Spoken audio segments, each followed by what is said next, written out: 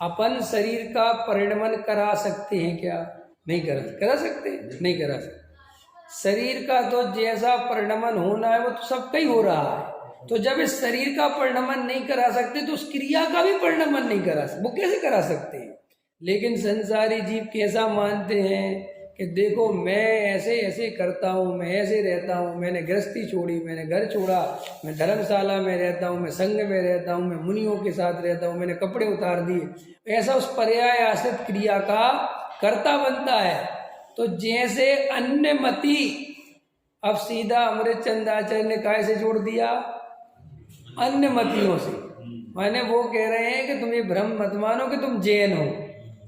ये तो अन्यमति जैसे हैं, सामान्य मनुष्यों को मोक्ष नहीं होता, उसी प्रकार उनको भी मोक्ष नहीं होता, क्योंकि कर्तापन के श्रद्धान की समानता है। कर्तापन की समानता समझ गए? हिंदू क्या मानते हैं? हिंदू मानते हैं कि ये सारी पृथ्वी ब्रह्मा ने बनाई, ख्याल में है ना? और इसको चलाता कौन है? विष्णु। और इसमें कोई परेशानी आ जाए, कोई दुष्ट आदमी पैदा हो जाए तो उसका नरसंहार कौन करता है? शंकर। ठीक है ना? उत्पाद में ध्रुव। अब श्री गुरु कहते हैं कि पहला प्रश्न, अगर ब्रह्मा जी ने जब पृथ्वी बनाई थी, जब उनके हाथ में पावर थी, तो ऐसी कैसी पृथ्वी बनाई कि उसकी रक्षा दूसरे को करनी पड़े? ख्याल में है ना? क्योंकि जब बनानी मेरे हाथ में है तो नष्ट होने की क्या बात? चलो ठीक है। और फिर अगर बनाई थी और रक्षा भी समझ में आ गई, तो ऐसी चीजें पैदा क्यों करी थी जिससे दुष्ट पैदा हो जाए कि शंकर जी को आना पड़े? इन बातों के कोई जवाब नहीं है, न उनके पास है, न दुनिया में किसी के। उधर से तो फिर अपन ने जो तर्क युक्ति वाले मनुष्य थे, जो समझ लो ज्ञानवान थे, उनने कहा ये सब बातें मूर्खतापूर्ण है, ये समझ में नहीं आता। फिर किसी ने कहा कि आखिर ये जब दुनिया बनी है, कोई भी चीज बनती है माइक है तो किसी ने तो बनाया होगा ना, लॉजिकल। तो ऐसे ही जब इतनी बड़ी दुनिया है तो किसी ने तो बनाई होगी, कोई तो होगा। तो बोले हाँ। इस बात का उत्तर क्या मिल गया? कैसा? ब्रह्मा जी ने बनाई। तो जैन दर्शन वाले ज्ञानी, जो केवल ज्ञानी परमात्मा है, वे जगत के जीवों को बातें सुनते हैं। तो प्रश्न है कि भाई अगर ब्रह्मा ने बनाई है तो ब्रह्मा को किसने बनाया है? कि ब्रह्मा को किसने बनाया? कि ब्रह्मा तो अपने आप बन गया। कि ब्रह्मा जब अपने आप बन गया तो दुनिया अपने आप बन गई, कोई ने किसी को नहीं बनाया। ये जगत अनादि है और अनंत है, अनादि काल से है, अनंत काल तक रहेगा। सिर्फ चेंज होती है पर्याय। हम कब तक रहेंगे अरविंद जी? बोलो। अनादि काल से हैं और अनंत काल तक रहेंगे। हम ऐसा नहीं है कि इस पर्याय में आ गए, इसके पहले हम थे ही नहीं। लेकिन मिथ्या दर्शन के कारण ऐसा लगता है कि हम तो इसी पर्याय में हैं और हमें पीछे का कुछ पता है। तुम्हें पता नहीं है, ये अलग बात है। तुम्हारे पता होने से दुनिया नहीं चलती। मैं बचपन में छोटा था, 6 महीने का था, मुझे निमोनिया हुआ था, मुझे पीलिया हुआ था, कि मुझे नहीं पता कि तेरे पता होने से कुछ नहीं होता। हमने देखा है, हम तेरी माँ है, ठीक है, हम तेरे पिता हैं। हमने देखा है तुझे 6 महीने अस्पताल में रखा, कि मुझे तो कुछ याद नहीं है। कि तेरे याद होने से क्या होता है? हमारी 2 साल की फोटो लगी रहती है और वो फोटो हमें याद तो नहीं हम 2 साल में क्या थे, लेकिन वो फोटो बताती ना कि तुम थे। हाँ, हम तो थे, और तुम थे नहीं तो इतने बड़े कैसे हो गए? भाई सत्ता होगी ना। ऐसे ही श्री गुरु कहते हैं कि तुम इस पर्याय में अगर हो तो गारंटी से पहले भी थे। तो क्यों थे? कि दुनिया में एक भी चीज ऐसी नहीं है, एक भी तुम नाम बताओ कि जो पहले नहीं थी और आज हो गई। बताओ, है? बताओ, कोई ऐसी चीज बताओ जो पहले नहीं थी और अब हो गई। बताओ मास्टर, बताओ देवेंद्र जी, ये काट के बताओ। रिपेयर एरोप्लेन नहीं था, अब एरोप्लेन आ गया। ख्याल में है ना? लगता है ना कि पहले जो है मोबाइल नहीं था, अब तो आ गया, ये पहले कहाँ था? नहीं, गलत। मोबाइल का कॉम्बिनेशन बैठाया है, उसकी शक्ति को पहचाना है और शक्ति को रूपांतरित करके, एकत्रित करके इस यंत्र की रचना हुई है। ये तो हुआ है, लेकिन इस मोबाइल के अंदर ऐसी एक भी चीज नहीं है जो पहले पृथ्वी पर नहीं थी और कहीं से अचानक आ गई। ऐसा एक भी पुद्गल परमाणु बताओ।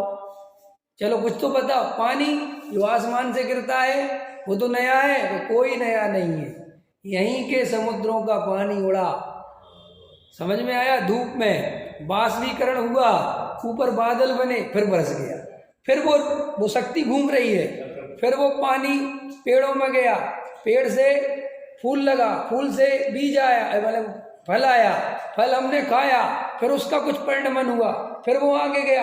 एक भी पदार्थ का सत्ता का परिणमन तो होता है, लेकिन नष्ट नहीं होता। नष्ट होता है? नष्ट होता है। अभी हम मर जाएंगे तो शरीर नष्ट हो जाएगा? नहीं होगा। इसको आग दे देंगे कि तनु नष्ट नहीं होगा। वे सारे पुद्गल परमाणु बिखर जाएंगे, हड्डी हड्डी बिखर जाएगी, लेकिन नष्ट एक भी चीज। अब ये शरीर इतना बड़ा लगता है, जल के वो पुद्गल परमाणु इतने हो जाएंगे, क्योंकि पुद्गल में संकोच विस्तार की शक्ति है। ख्याल में है ना? छोटे रूप बड़े रूप पुद्गल परमाणु बिखर के ऐसे हो जाते। इससे क्या पता चल गया? इससे ये पता चल गया कि मुझे भय करने की जरूरत नहीं है कि मैं मर जाऊंगा। ये मोह कहता है कि मर जाओगे, वस्तु स्वरूप कहता है कभी नहीं मरोगे।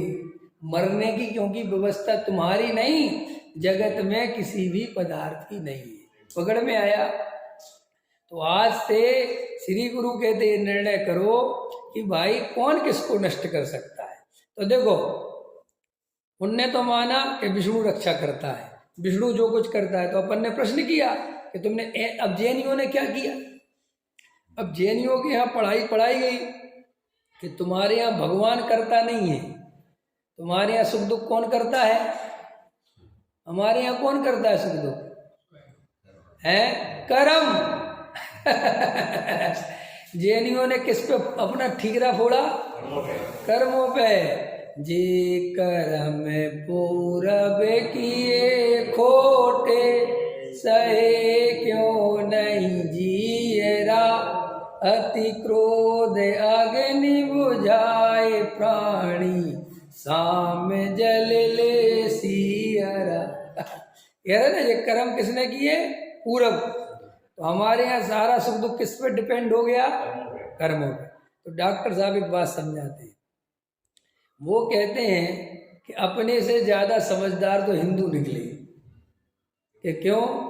कि उनने अपना कर्ता कम से कम चेतन को तो बनाया, भगवान को तो बनाया, क्योंकि विष्णु है तो वो चेतन तत्व है ना।